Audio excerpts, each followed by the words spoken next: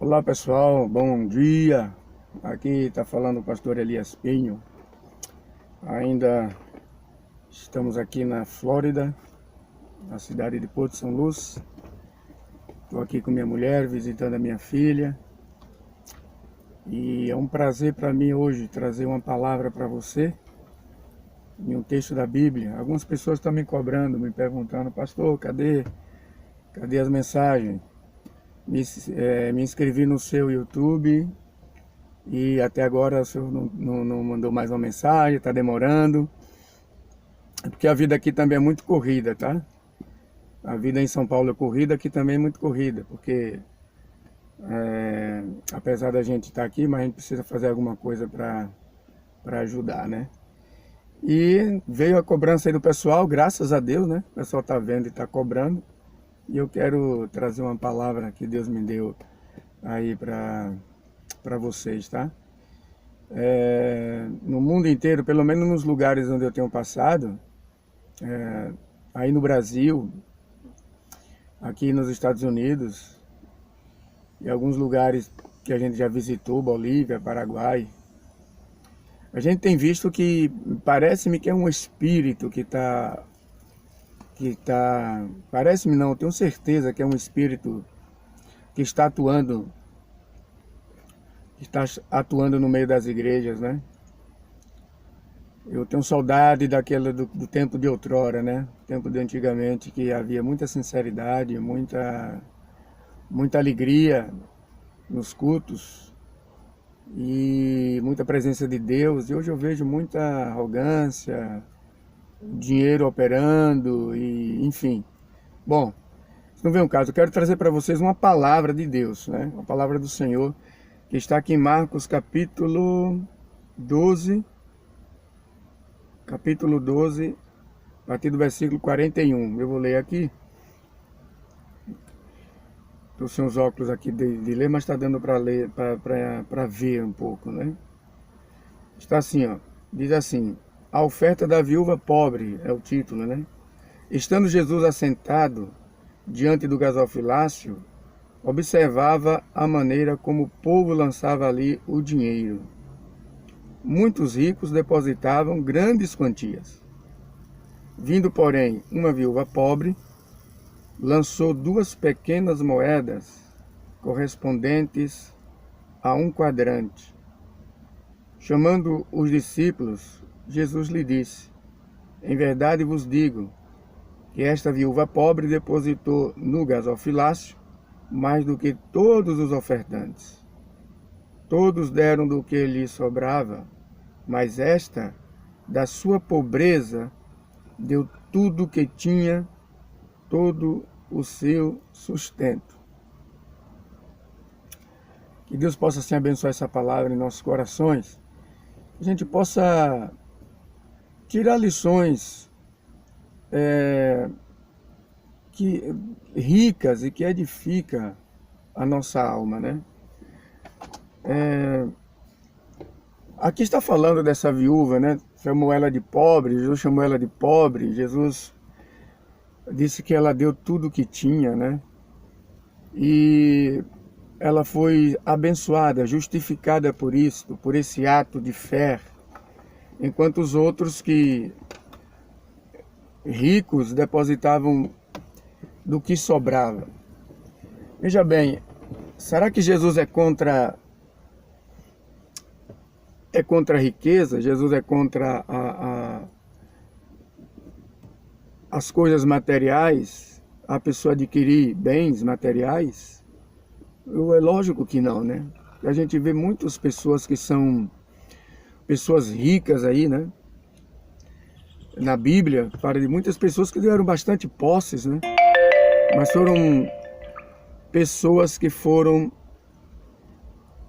toda a riqueza material que tinha, elas diziam nos seus atos que não eram delas próprias, mas ela era dedicada ao Senhor. Eram pessoas que abriam a mão facilmente de tudo aquilo que Deus lhes havia dado, né? Isso é pobreza, É aquela pobreza de espírito que Jesus disse, bem-aventurados pobres de espírito, né? É aquela pobreza que Jesus se refere ali nas bem-aventuranças. E hoje em dia, o que eu vejo, fazendo uma análise, fazendo uma comparação, a Bíblia diz aqui que Jesus observava, né? Observava as maneiras como que era colocada ali as suas ofertas. E hoje também a gente precisa observar. O primeiro ponto que eu vejo aqui é realmente a gente observar de uma maneira crítica o que se passa com muitas igrejas hoje. Hoje, igreja, que as pessoas acham que igreja, ainda acham, infelizmente, que igreja é uma coisa construída. É uma obra construída de tijolos e cimento. Infelizmente, as pessoas dizem assim, por mais que a Bíblia seja clara, a Bíblia diz que a igreja não é isso. Mas as pessoas dizem, a igreja não é isso. Mas ainda, né, vivem no seu dia a dia achando que é isso. E não é. E não é. Então, igreja é um povo reunido em qualquer lugar. Em qualquer lugar. Em uma casa, no meio da rua, em uma praça, no meio do mato. Está ali reunido em nome do Senhor, ali se torna a igreja. Será que é tão difícil as pessoas acreditarem nisso, colocar isso na cabeça e viverem isso? Deveras que hoje é pleno domingo, estou gravando aqui essa mensagem aqui numa praça, num pátio, e está aqui do meu lado uma igreja de concreto, tem um povo reunido ali dentro também, eu também. É a igreja, está reunida lá, né? E eu estou gravando esse vídeo aqui do lado, para você, pregando. Aí eu falo o seguinte, se a maioria dessas pessoas, se o pastor chegar e dizer assim, não vamos lá reunir aqui, vamos terminar com isso aqui, não vamos reunir mais aqui. Pode ter certeza que 50% das pessoas ou mais não vão mais. Desistirão de ir para a igreja. Porque muitos deles, a fé está firmada no local. Não é no dono do local, mas no local. É por isso que você pode ver que existem muitas divisões. Eu já estive na igreja que quase se dividia, aliás, chegou a se dividir por causa de local. Por causa do templo construído de cimento e concreto, né, de concreto. A maioria das divisões são isso, é por causa do espaço. E você que está me vendo e me escutando sabe disso. Que muitos estão apegados ali ao espaço. Não é ao Senhor do espaço, do local, mas é o local. Então, enfim. Então, Jesus observava. Então, uma das coisas que a gente precisa fazer é observar mesmo. E hoje a gente observa o quê? Que na maioria dessas igrejas, na maioria delas, porque a gente não pode generalizar, o pastor sabe quem dá o seu dízimo, quem dá o dízimo mais forte na igreja, e quem não dá, e quem dá pouco. Tanto é que a maioria dessas igrejas, ela tem os seus relatórios, né?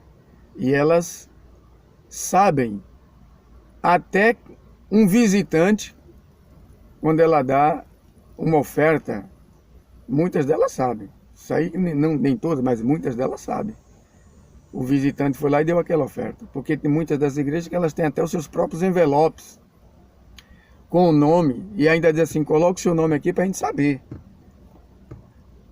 Para a gente saber quem é você, coloque o seu endereço, coloque o seu telefone, coloque o valor da sua oferta, enfim. E eu não faço isso. Quando eu vou, eu prefiro não me identificar, não colocar o valor que eu dou, de preferência não colocar envelope, mas a maioria tem envelope, e você tem que colocar no envelope. Se você vem frequente nessa igreja e começa a colocar a sua oferta sem identificar, evidentemente que todos vão saber que aquela oferta é sua, porque você não está se identificando, né? Capaz que saibam, né? E interessante é que Jesus aqui observava, Jesus diz aqui que de todas essas pessoas ricas que estavam aqui, davam a sua oferta daquilo que lhes sobrava. Esbanjavam, tinham muito e davam sua oferta daquilo que não tinha peso nenhum, que não tinha sacrifício nenhum. Porque eram ofertas que lhes sobravam dinheiro e eles davam ali como se fosse oferta, né? Então, eu pergunto para você, amado irmão, amigo, qual o valor que essa oferta tem? Qual o valor que uma oferta que ele não lhe custa sacrifício tem para Deus? Qual o valor que tem? É uma pergunta que você deve responder a si mesmo. Porque pelo que eu entendo de oferta na Bíblia, a oferta, ela é sacrificial. Toda oferta, ela custa um sacrifício. Ela não é sem sacrifício. A oferta, ela tem que custar um sacrifício. E essa mulher aqui, apesar de ter dado 2 quadrantes, que não valia praticamente quase nada naquela época, ela deu tudo que ela tinha. Quem sabe era aquele dinheirinho da sua oferta na feirinha de rua, que ela tinha para fazer. E ela preferiu ficar sem naquela semana, mas para dar como oferta. Isso custa um sacrifício. Acredito eu que isto custa um sacrifício porque ela deu tudo. Aquele dinheirinho que tinha dela, quem sabe da semana que ela, do serviço que ela fazia, e ela pegou tudo e deu. E Deus, o Senhor falou que ela foi justificada por aquilo, né? Aí eu te pergunto, hoje as pessoas que dão mais nas igrejas são reconhecidas pelo pastor. O pastor fica sabendo, fulano de tal, Beltrano, é quem dá tanto para a igreja, né? E é uma coisa que eu sou totalmente contra ao pastor saber quem dá menos e quem dá mais de oferta na igreja. Eu acho totalmente contra. Porque o dinheiro, ele é um Deus. O dinheiro é um Deus que manipula as pessoas. Manipula a sociedade. O dinheiro é um Deus fortíssimo. Mamon, ele é um Deus fortíssimo que manipula a mente das pessoas. Que pelo o menos que você espera, daqui a pouco você está manipulado pelo dinheiro, né? Uma certa pessoa uma vez me disse assim, a loteria esportiva estava dando aí no Brasil, me parece que foi 15 milhões, foi 16 milhões de dólares, de reais. E uma pessoa disse assim, se eu ganhar, eu vou ser feliz. Se eu ganhar, eu vou repartir, eu vou ajudar a família, eu vou fazer isso, vou fazer aquilo. E essa pessoa veio para mim, todo mundo deu sua opinião. Ah, eu faria isso, eu faria aquilo. E vieram para mim perguntar, pastor, o que você faria se você ganhasse esse dinheiro? Eu disse, eu não quero ganhar esse dinheiro. Não quer ganhar? Eu disse, não quero ganhar. Eu disse, por que você não quer ganhar? Eu não quero ganhar porque primeiro eu sou feliz assim, sem ter essa bolada toda. Eu não quero ganhar porque é bem capaz desse dinheiro mais tarde vir me manipular. E é bem capaz desse dinheiro trazer uma tremenda discórdia na família. Porque com certeza todos da família irão ficar sabendo. Talvez eu viesse a repartir um pouco com a família. E com certeza essa família ia brigar entre si. Ah, deu mais para um do que para outro. Ah, ganhou tanto e só deu isso pra gente. Enfim, ia trazer um rolo tremendo. Eu disse, eu prefiro não ganhar. Bom, então voltando ao... Cada um tem sua opinião, né?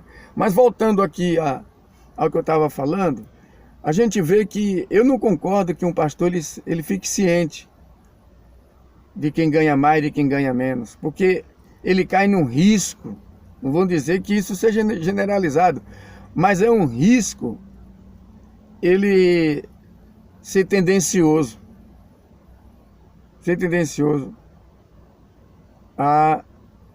a olhar essas pessoas com os olhos diferentes. E aquelas que dá menos, ele olhar com um olho mais diferente de com olha com aquele que dá mais. Sabe por que eu falo isso, amado? Porque eu vejo, eu observo isso nas igrejas. Cara, isso é patente nas igrejas de hoje, a maioria delas. Como é tendencioso o pastor abraçar, bater nas costas daquela pessoa que dá mais na igreja. Daquele que paga o seu aluguel. Isso é patente, cara. Só não enxerga quem não quer. Só quem não observa isso é quem não quer. Mas nas igrejas de hoje existe isso, mas claramente. Claramente. As pessoas que dão mais são reconhecidas. Você já viu quantas igrejas hoje, de púlpito, começam a elogiar aqueles que trabalham? Falar o nome. Oh, obrigado fulano de tal, porque foi forte aí, fez isso, fez aquilo outro. Em pleno domingo. Em pleno domingo. Ah, e Beltrana que trabalhou assim, assim, assim. Ah, e fulano que trabalhou assim, assim. Vem aqui na frente. Vem aqui na frente pra gente orar por vocês. Quer dizer, é uma tremenda humilhação. Uma tremenda humilhação para aqueles que não fizeram. Tá ali presente no culto, prestando seu culto a Deus, embora talvez não fez. Deus conhece o coração de cada um. Mas está lá sendo menosprezado, humilhado diante de todo mundo. Um está sendo reconhecido, né, pelo trabalho que fez, e o outro está sendo praticamente desprezado, menosprezado, massacrados por aqueles que fizeram e foram vistos, reconhecidos.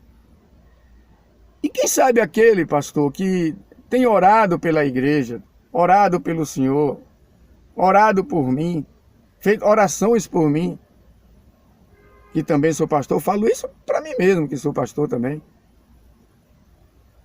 Tem intercedido às vezes às madrugadas, e não fala para mim, não fala para você, mas está intercedendo por você. E aí, como é que fica? Como é que fica você prestando homenagens a esses que fizeram? Cara, como é que está patente na Bíblia que Jesus diz assim, não deixe a esmola que tu dá com a direita, a tua esquerda ver. Cara, como é que a gente entende isso, pelo amor de Deus? E as pessoas tocam trombeta publicamente. Eu não posso chamar essas pessoas de outra palavra, de outra coisa, a não ser hipócritas. Está claro, Jesus chamando de hipócritas. Fazem para serem vistos. Fazem para ser homenageado diante das multidões. Quem é que não sabe nas igrejas de hoje quem é os mais ricos da igreja? de tanto ser homenageados. Quem é que não sabe?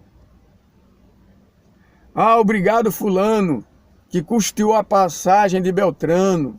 Deus abençoe. Obrigado fulano, que comprou o terreno aqui do lado, doou para a igreja. Aí eu pergunto para você, não está tocando a trombeta? Não está mostrando quem fez e quem deixou de fazer? Isso é um massacre, é uma humilhação para quem não fez, para quem não deu. E na maioria dessas igrejas aí não é assim? Essas que, ó, vou orar por quem você que fez de tudo aqui, e deu de tudo, e vem aqui. Você que não deu, dê para poder receber a oração. Eu me refiro a esse tipo de igreja, você já sabe quais igrejas que eu estou falando. Mas não é só essas não. Tem outras que não são deste caminho, que fazem pior. Pior. E você sabe disso.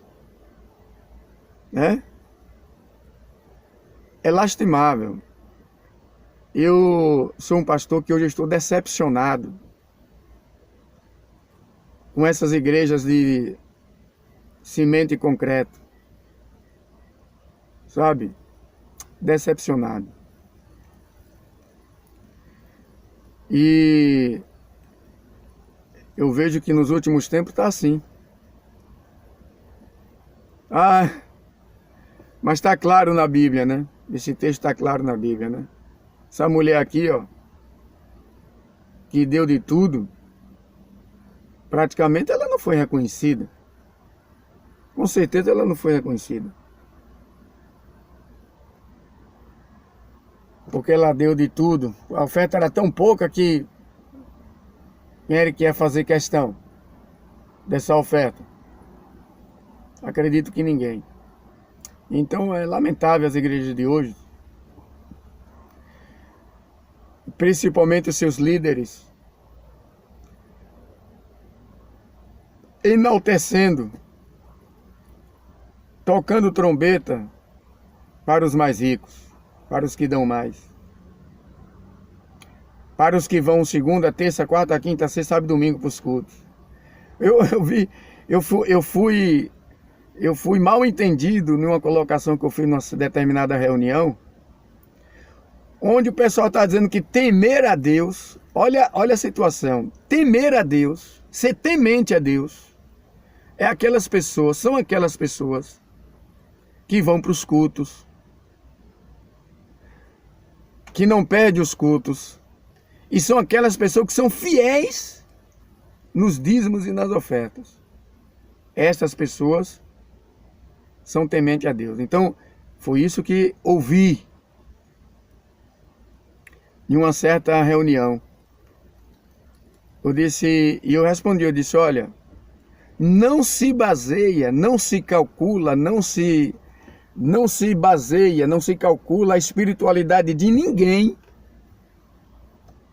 por ser fiel nos dízimos e nas ofertas, e nem por estar indo para os cultos, todos os cultos. É um critério muito perigoso você basear a espiritualidade em alguém por ele estar todo mês ou toda semana, o seu dízimo, a sua oferta, e sempre vai para os cultos. Mas pode ver, observe, que a maioria dessas igrejas de hoje, essas igrejas, elas se baseiam nisso aí. Elas se baseiam nisso aí. Como eu já vi diversos pastores oferecerem cargos e falarem publicamente, olha, eu só vou dar cargo para quem ser fiel nos dízimos das ofertas e para quem vem aos cultos. Caso contrário, não tem cargo para ninguém. Isso quer dizer o quê? Que essa pessoa se baseia, que a espiritualidade dos seus membros está em dar o dízimo e as ofertas e ir para os cultos. Eu sou pastor. Eu fico feliz quando as pessoas estão nas reuniões, me ouvindo, quando as pessoas estão reunidas, eu fico feliz por isso.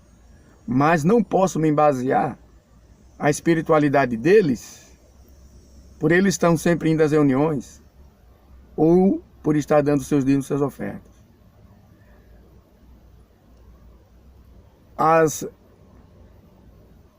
Os cargos, por assim dizer, devem ser avaliados pelos dons que Deus dá para essa pessoa.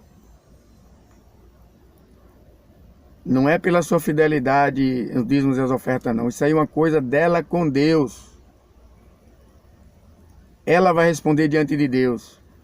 O certo é ela fazer isso, de coração, livre, espontâneo e aberto. Mas eu não posso julgá-la. Eu não posso só oferecer alguma coisa para ela, um cargo para ela, se ela for fiel nos dízimos e ser frequente nos cultos. Isso está errado. Eu tenho que abrir os olhos dela e entender qual é o dom que ela tem.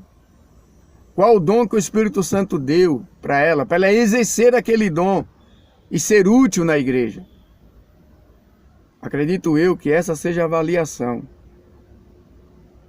Porque lá nas cartas de Paulo ele disse: e Deus deu uns para pastores, outros para evangelistas, outros para professores, outros para, enfim.